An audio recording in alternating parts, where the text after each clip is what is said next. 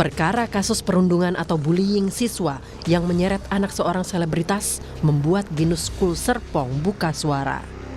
Dalam pernyataan tertulisnya, pengelola SMA swasta internasional di Tangerang Selatan, Banten ini mengatakan tidak menoleransi aksi kekerasan baik fisik, psikis maupun emosional, baik di dalam maupun luar sekolah.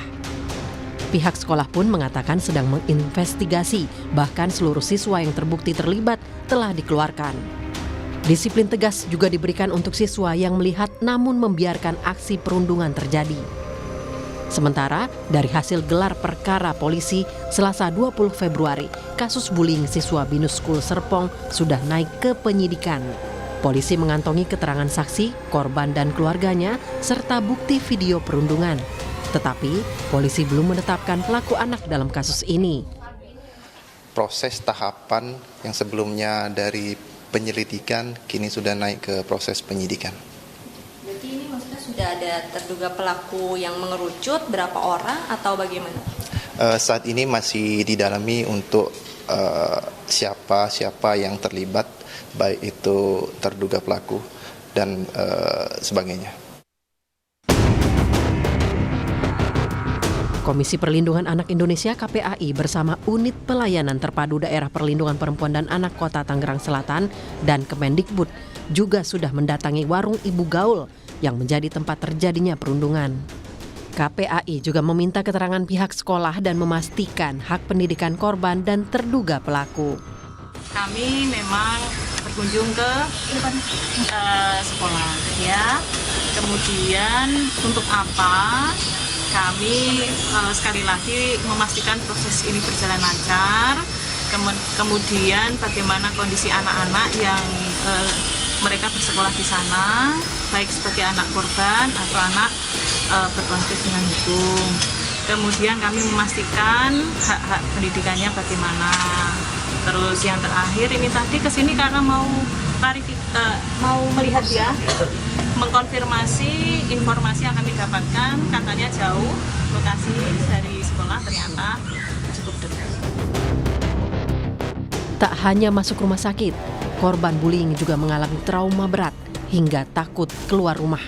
Meski bukan di lingkungan sekolah dan saat jam belajar, kasus perundungan siswa memang harus menjadi perhatian semua halayak. Bukan hanya pihak sekolah, namun juga masyarakat.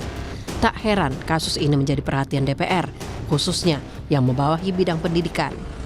Komisi 10 DPR mendesak polisi menyelesaikan kasus agar kejadian serupa tak terulang. Tim Liputan, Kompas TV.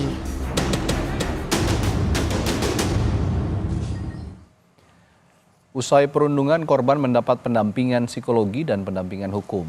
Lalu bagaimana sebenarnya psikologis korban perundungan pasca kejadian dan bagaimana orang terdekat dapat menolongnya agar tidak lagi mengalami trauma.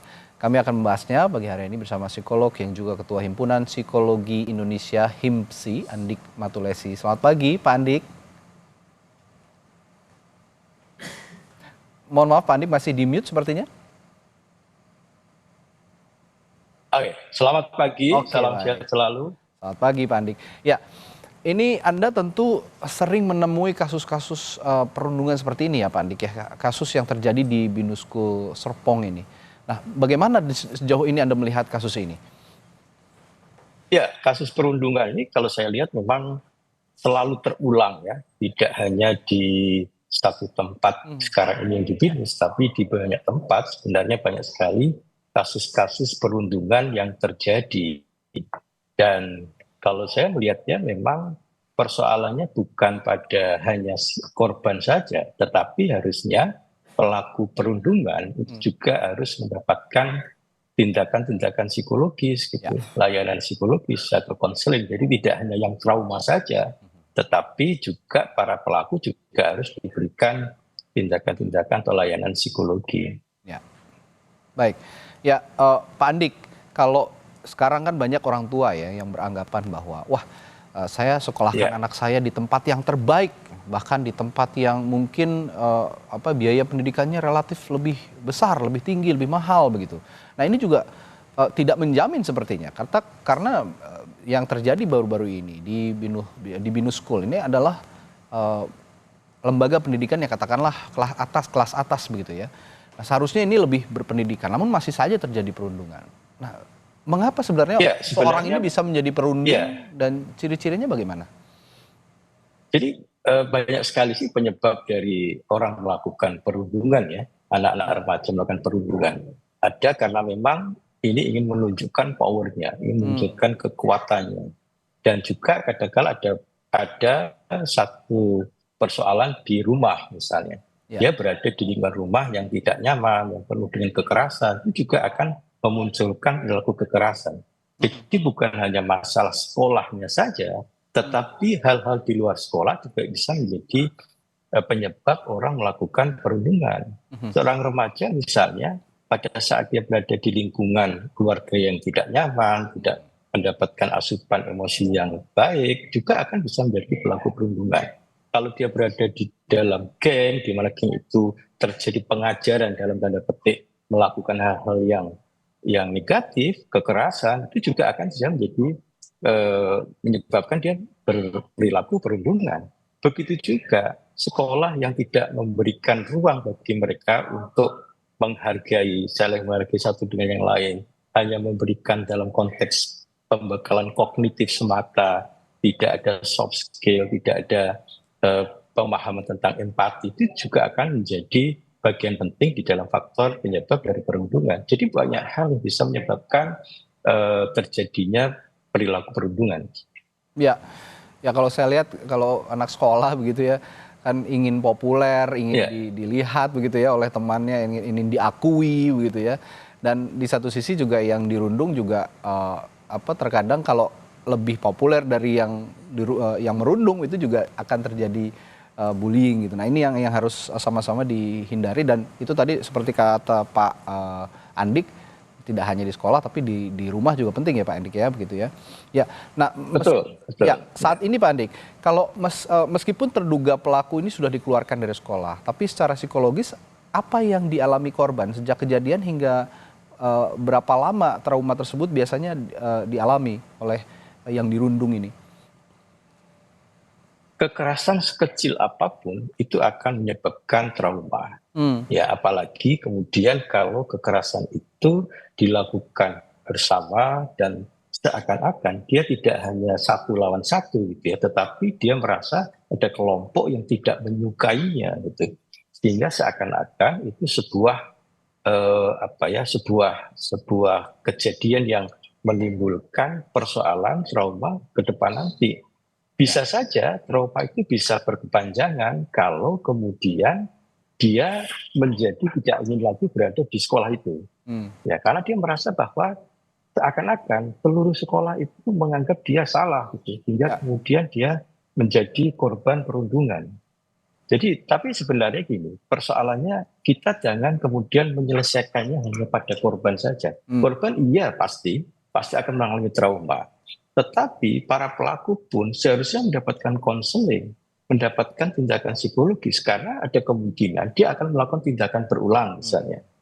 Atau kemudian dia malah trauma juga gitu. Trauma karena dicap, distigma negatif dan dicap bahwa dia selamanya tidak bisa menjadi orang yang baik gitu. Jadi memang harus penyelesaiannya tidak bisa hanya satu persatu, tetapi harus komprehensif pada pelaku, pada korban, juga pada perubahan pola komunikasi di sekolahnya. Bagaimana proses misalnya kalau orang mendapatkan perilaku perundungan, bagaimana dia melaporkan, dan kemudian ditindaklanjuti. Karena biasanya perundungan itu kadang-kadang dimulai dari hal kecil-kecil. Ada proses pembiaran perundungan kecil sehingga terjadi perundungan yang dalam konteks yang lebih besar lagi. Ya. Awalnya hanya mengejek kecil gitu ya, dibiarkan, nanti lama-lama menjadi kebiasaan begitu lah ya kalau kita bilang sekarang. Nah, saya percaya pendampingan yang paling bagus itu diberikan orang terdekat. Nah, yang ingin kita ketahui bersama Pak Andik, pendampingan seperti apa yang bisa diberikan orang terdekat yang paling baik untuk anak-anak? Pendampingan paling efektif itu adalah di orang tua. Cuman masalahnya memang orang tua jangan kemudian menyalahkan gitu ya, kemudian pastikan ada informasi bahwa dia dirundung karena dia melakukan tindakan apa gitu. Ya. Jangan fokus pada ada persoalannya, tetapi fokus bagaimana membangun kembali keinginan kembali untuk menjadi lebih baik ke depan nanti gitu. Jadi karena memang orang tua harus menjadi bagian yang penting, tetapi tentunya pendampingan oleh psikolog harus tetap diberikan. Karena tentunya yang tahu tentang profesional, yang tahu tentang kondisi stresnya, yang tahu seperti apa keakutan dari persoalannya itu adalah dari tenaga psikolog gitu ya. Jadi memang harus bersama antara psikolog dengan orang tua harus menjadi bagian penting di dalam menurunkan trauma dari perundungan tadi.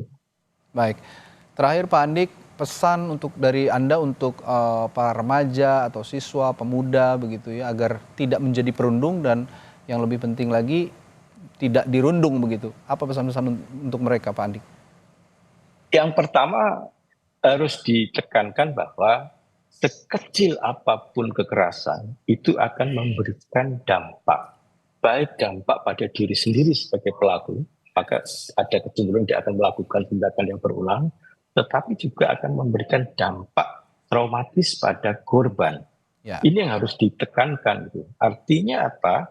Sekolah harus menjadi bagian penting untuk memberikan pembelajaran terkait dengan bagaimana menghargai orang, bagaimana berempati, bagaimana menyelesaikan persoalan.